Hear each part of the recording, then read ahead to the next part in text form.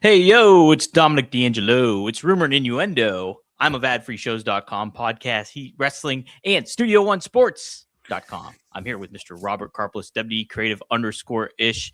It's a Thursday. Happy Thursday to you, Robert.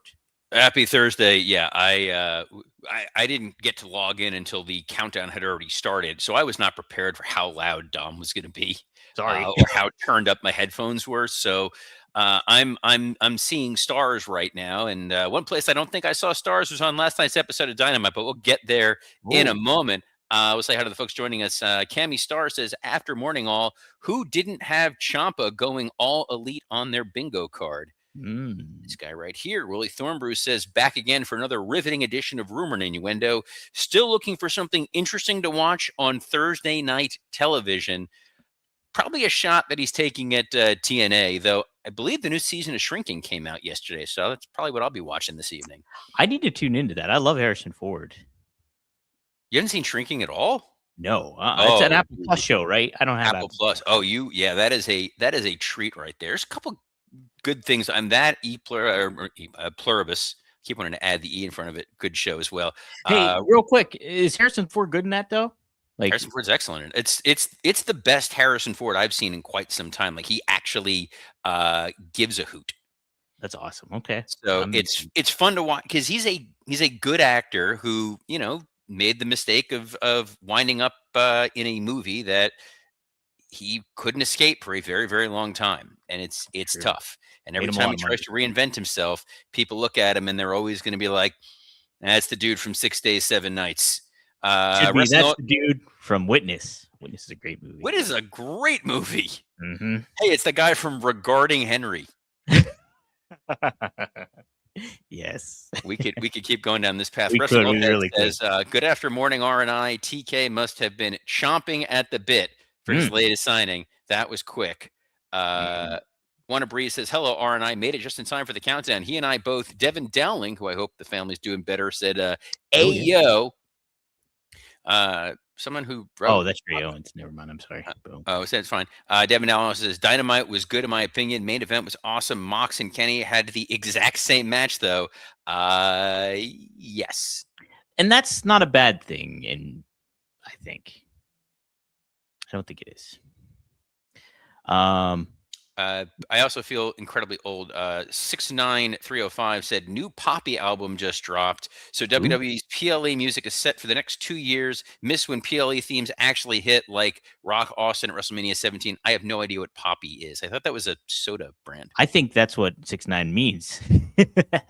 Is like, we don't know who that is. I don't know. I don't know anybody. I had a huge, when you were not here the one day, I had a huge discussion about how key music is for pro wrestling. And I think both AEW and WWE are missing the boat on like making music resonate with people, whether that's video packages or theme music or anything to that. I think it's such a huge misstep that both companies are currently making, and it's been a long overdue that they need a Jim Johnston like person to really, I don't know, get music that resonates with people. There was a first of all, I always love the Armageddon song that WWE made, like The End Is Here or whatever it was. That was a damn good song. Yeah, there's like that sticks with you. Like we still talk about Limp Bizkit My Way. Like 26, is it 25 years? It's going to be this year. There was the best wrestling theme that I've heard over the last many years now. I want to make sure I get this one correct. It was by Kit, and it was called No Mercy. Great song for a video pack. Like, it built perfectly. It was intense. It got loud. I was like, I dug the hell out of that song. I was like, this is really good. Very rarely do you get that with a wrestling video package. And it made sense for a little while. Like, this is a good way to reach an audience. And it would be like, hey, here's the new Papa Roach song or the new Evanescence song or whatever. Like, a lot of bad music was being promoted there, but it's like you got a captive audience. It's been great to see the number of younger fans who learned about Living Color because of CM Punk, right? And his previous song, This Fire Burns, was originally given to Randy Orton and then taken away from him. in one of my favorite pieces of video footage that used to exist because I produced it.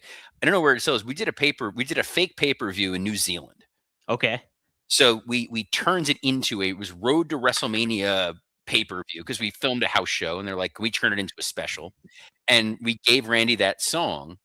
And Randy comes out and he knows we're taking it from him. So as he's walking down to the ring, he goes to the camera, I effing love this song. Thank you. Just to really Saliva could call out. Hmm. 2005 SummerSlam when I was there. It was that Ladies and Gentlemen song. That was a catchy tune. I can't remember that, but this is kind of off. This is definitely off topic. How much fun would you have had writing for Southpaw Championship Wrestling? Like all those skits and stuff like that. Would you have enjoyed that would have been the dream in life. Southpaw Regional Wrestling was so that's right in my wheelhouse. Instead, I launched a fake burner X account, kind of like Tony Khan. Can we talk about this story? This is over my head. I don't know what you're talking about here. So fill me in. So I don't know how I missed it. Supposedly, allegedly, the rumor and innuendo. There was this guy who was a talent agent of some sort who got removed from his job because of Tony Khan.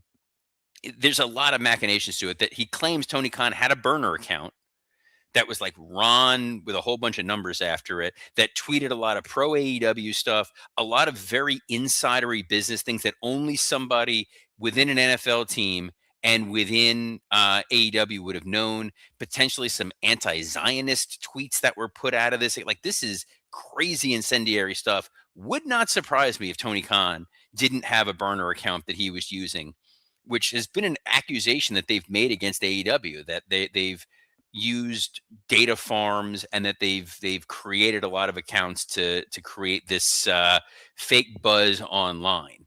I don't know though. You have a lot of Scott Chaplins out there. You do have a lot of Scott Chaplins who I just recorded a working stiff with, which should be in your inbox now. We talked Dynamite, we talked Royal Rumble preview, but now I get to talk some Dynamite without being interrupted.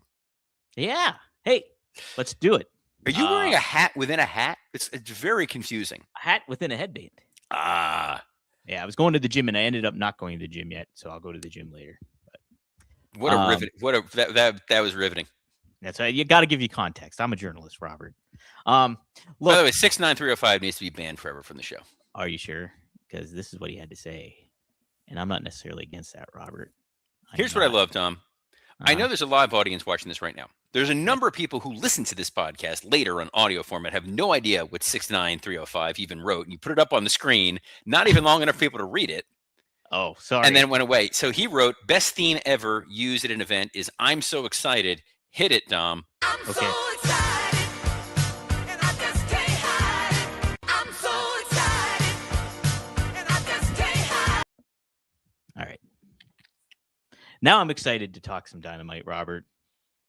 We did kick off Dynamite with Kenny Omega versus friend of the show, Rocky Romero.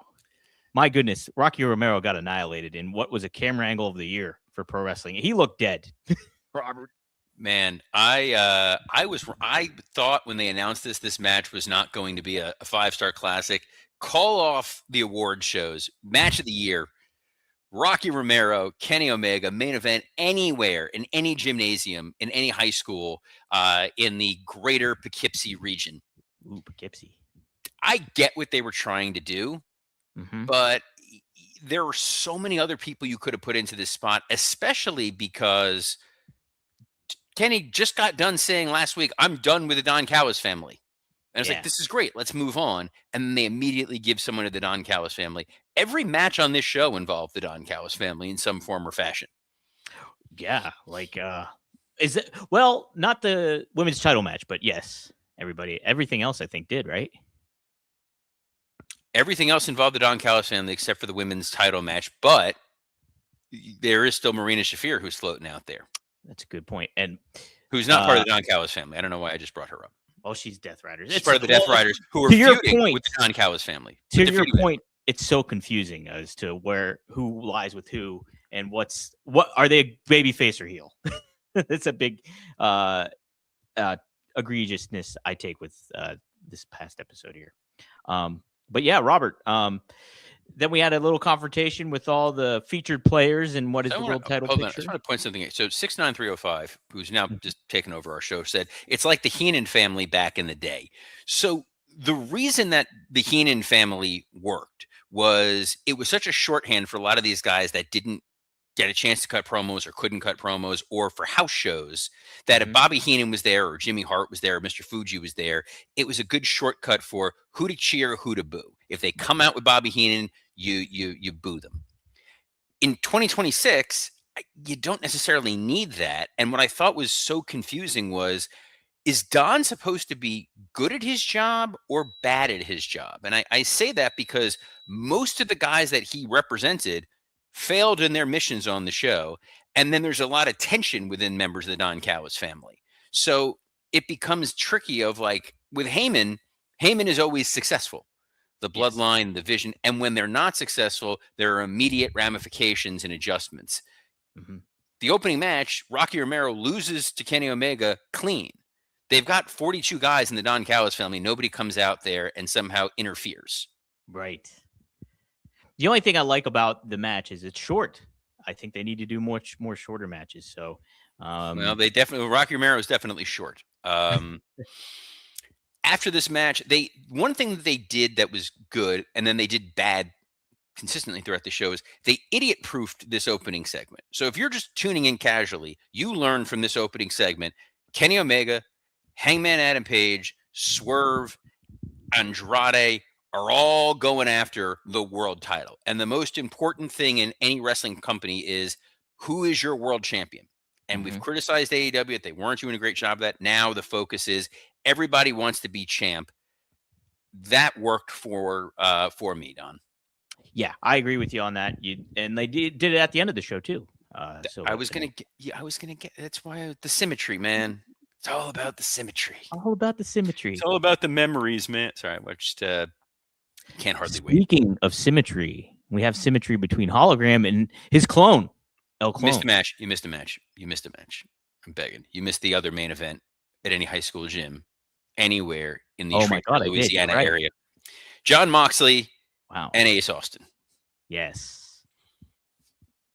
So they tried, bless their hearts, on commentary. In the it's.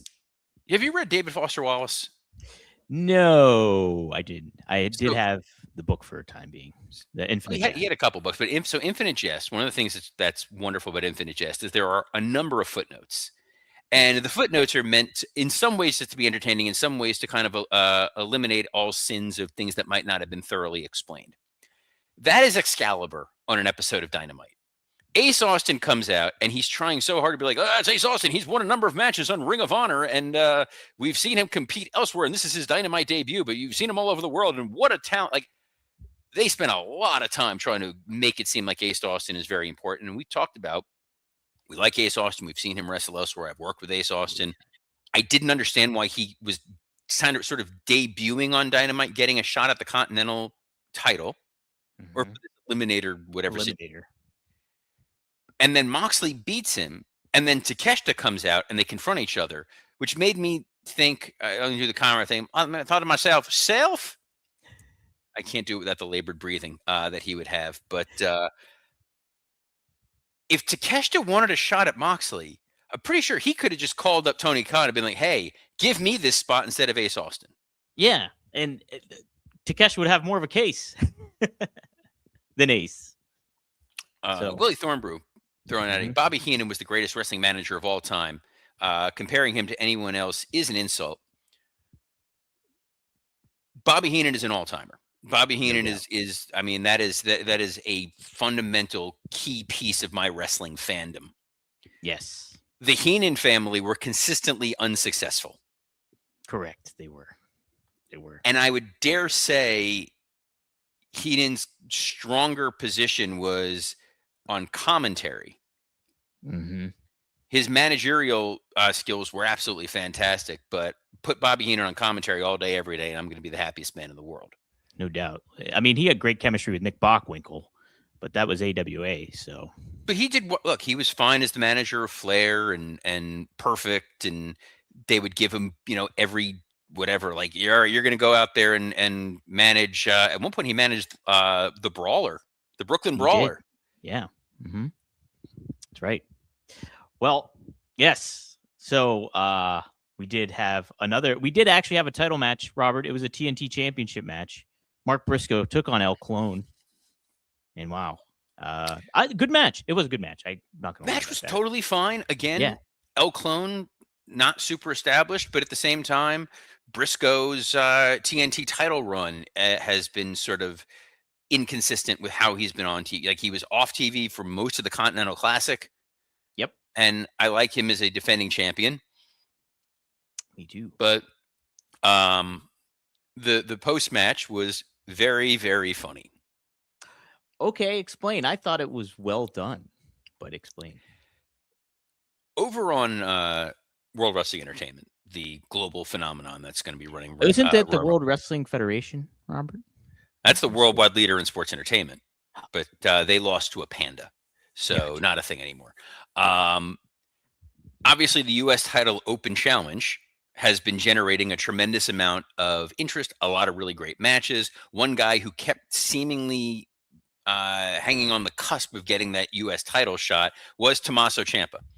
And then Ciampa left. And then Mark Briscoe is like, we're going to have a TNT Open Challenge. And it gets answered by Tommaso Ciampa. Did you like his debut?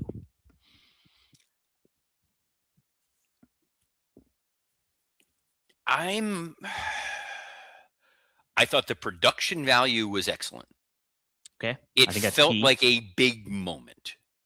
Yes. Lights are out. There's the thing beating and all that. If I'm AEW, God help me, there's a couple of concerns that I have with this Ciampa debut. Okay. Number one, you're trying to get away from this TNA reputation, early 2000s, mid 2000s TNA, of every time someone leaves WWE, no matter who they are, they're going to show up on TNA programming. They've left WWE. Doesn't matter who the hell it is. Oh my God, we got, fill in the blank. Sure. You're debuting Ciampa against Mark Briscoe, who's going up against his TNT title, which means either it's a one-off and he's going to go lose to Briscoe, or he's going to beat Briscoe. Either way, you have a locker room of guys who are busting their ass, who want opportunities, who want shots, who want to be pushed. And it's as soon as someone new pops in and shows up, that guy is getting TV time. That guy's getting an opportunity. And there's only so many slots on a broadcast. And I watch this and I'm like, hey, here's Ace Austin. All right, I got to learn who Ace Austin is and understand who he is. Here's El Clone. Here's Rocky Romero, who hasn't been on TV in a long time. Now here's Ciampa. You just spent the last 2 months getting me to care about Jet Speed. Yeah. And now they weren't on TV this week at all. Good point. There's only so many spots. And I said the best place for Ciampa would have been Ring of Honor. And they even talked about when he came in, it's like, oh, it's Tommaso Ciampa from Ring of Honor. I would have put him on ROH TV. That's just me. He could wind up there. I'm hoping that this leads to, hey, he doesn't beat Briscoe, but then we see him on ROH and he has a great opportunity and he's a good dude. But I'm hoping he doesn't, Robert. I liked what they did. And my reasoning for this is, like, if you're looking at the well and you're looking at the landscape of wrestling in AEW and in WWE, AEW bringing in names like that, the field is thin for it to kind of pack a punch. And so the way his theme, the production of it all, and him showing up, he's not a huge main event star. He wasn't in WWE, but there was hope for him to get there. He didn't get utilized to the right manner, I think. And so this is an opportunity for AEW to capitalize on WWE's missteps. 100%. It's a inverse of what has happened with AEW. Cody Rhodes, Jade Cargill, name them, and so him being put in this position. I also like the fact that he is not in the world title picture. He's in the TNT title picture because that's a title that you really had some good history starting off, and you lost it. You did, but they haven't. Part of it is they haven't made these belts. Also, Derek Mitchell's comment is absolutely tremendous. You wrote, "Oh, great, the TNT Open Challenge. If WWE is McDonald's, then AEW is McDowell's." If you don't know that reference, shame on you. And a tremendous Coming to America reference, but The thing is, if the TNT title, I've said this so many times, it's like I should just have it written on a shirt. AEW needs a brand split. They And do. if the TNT title was your secondary title on Collision, and you had the, let's say, the international title or whatever that is your the unified title is your 1A belt, Yes. all the better for it. And then every week you're consistently seeing Mark Briscoe wrestling the best in the world in open challenges or having a story building to it. And then it has its unique identity versus there's that. There's the Continental title that now has all these crazy rules around it. There's an international title that I don't think Okada has ever even defended. Yeah. No. There's just a lot on top of a lot on top of a lot. For the sake of time, we'll move forward. MJF, very down the middle promo for him. Really? I thought he was MJF and he did his thing, and it was in a new, fresh way with a new, fresh opponent. Basically, I liked it. I liked it a lot. I mean, it wasn't down the middle. It was a fine MJF promo. You all need to be quiet. He's good at it. He delivers these brilliantly. I liked the making fun of Aleister Black with turning the lights on and off. The Buddy Murphy thing as they're about to go to Australia. That's interesting timing to bring up Buddy for the first time in quite some time. I'll do the beard stroke there. This was fine. I'm excited to see where they go with it. He does the great heel thing of reminding the audience what they're supposed to be doing by don't you dare bark at him. Oh, we're supposed to bark. Let's bark. Like it's good. It's down the middle. Totally fine.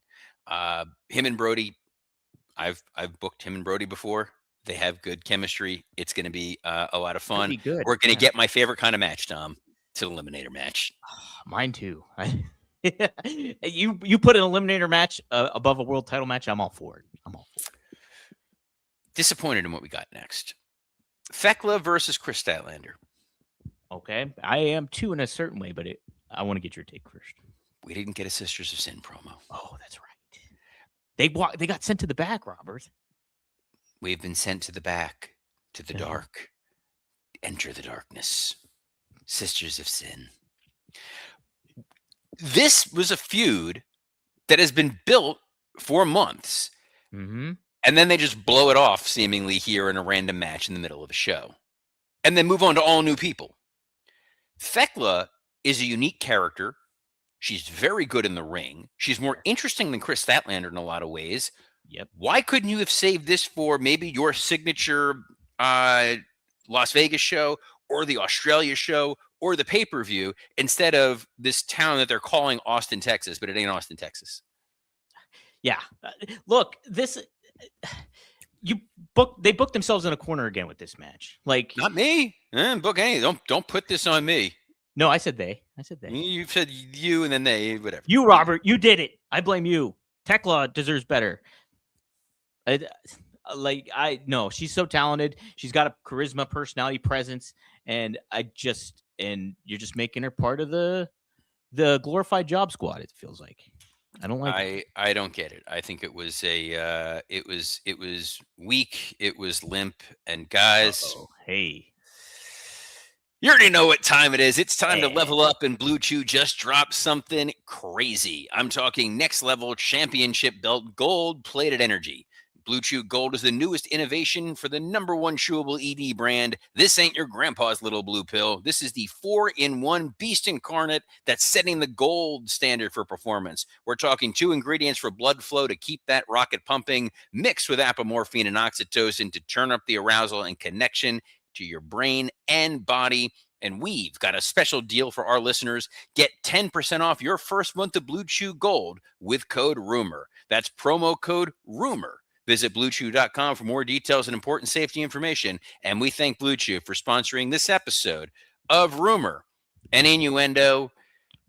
We got a tag title match, Davis and Doyle versus FTR. They did not do these men any favors. It was a good match. They were all heels. Stokely being out there in his injured capacity was like, oh, we got to boo FTR. Davis and Doyle, who attacked John Moxley earlier in the show, they're heels. We got to boo them. Still don't quite understand why we did this, except for after the match, you had Moxley attack Davis and Doyle and the Death Riders, because the Death Riders are baby faces who are feuding with the Don Callis family, right, Dom? I guess. Wrong, because they immediately followed this up with an Orange Cassidy promo where he talked Yeah. about how much he hates the Death Riders. Well, let's. I don't know if you caught this, Robert, but apparently Jake Doyle tore his bicep. I did hear that after the fact, yes. Which is a bummer. Very big. It's a bummer, but like the whiplash I got from, we went straight from Moxley and the Death Riders getting revenge on what Davis and Doyle did to Orange Cassidy talking about how evil the Death Riders are. Yeah. I don't understand that hard. No, And why are they making this so complicated? Oh, sorry, we already did this. That would have been the time. That would have been the time. That would have been the time to throw the Blue Chew, but I stink at my job, and guys, some men mask their BO with sense. And if you've been to a wrestling show, you know exactly what I'm talking about. But Mando men get the job done right. Don't mask it, Mando it. Available in retailers near you, or head to shopmando.com, because for a limited time, new customers get 20% off site-wide with our exclusive code. Just use code RUMOR at shopmando.com for 20% off site-wide plus free shipping. shopmando.com. Please support our show and tell them we sent you. Mando's got you covered with deodorant plus sweat control. Say goodbye to sweat stains and hello to long-lasting freshness. Something that was fresh was the main event of Dynamite. It was Swerve Strickland. It was Andrade. What a barn burner, Dom.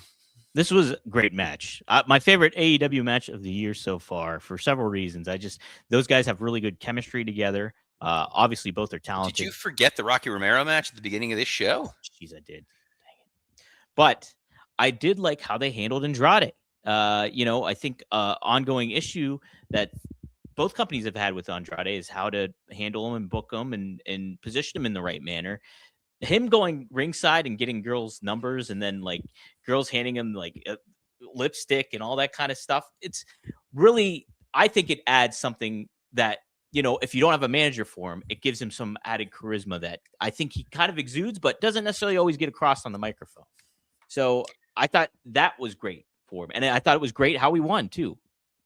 Oh, let's get your thoughts. I agree in that you needed somebody to face Kenny Omega, and you were not going to give away Kenny and Swerve. Andrade getting the low blow works. My concern is we saw Andrade flame out spectacularly in two companies last year. Right. There has been some rumor and innuendo as to what led to his WWE departure. He was difficult to work with in AEW before, and now you're thrusting him back into the spotlight. I would be a little wary. Obviously, we're going to be getting to Kenny Omega MJF. That kind of feels like where they're building to. So it's a way to elevate Andrade to beat him and appease him a little bit. But if I'm Tony, I would be treading lightly when it comes to Andrade, hoping that he can prove, hey, he's here for the right reasons and can do the right thing. And there's no reason to believe otherwise. 2026 is a new year. We hope the best for him. Dynamite ended as it began, which was everyone's hoping the worst for MJF. You got Kenny coming after him, Andrade coming after him, Hangman coming after him, Swerve's coming after him, Samoa Joe's coming after him. We're not coming after him because we're MJF fans. But you know where we are coming. Where I did not like that transition at all, but no, yeah, it was just it. We'll be coming to a screen near you tomorrow at noon Eastern, as we are every Monday through Friday on a plethora of platforms, including WWE Creative _ISH X account, the @Dominic D'Angelo X account, the @SE Scoops X account, as I'm stifling a hiccup, and on YouTube on Rumor and Innuendo Podcast Heat and ad-free shows. So on behalf of the multi-layered Dominic D'Angelo, I'm Robert Karpelis. Best of luck in your future endeavors. Stay vibrant, everybody, and aware. Shh.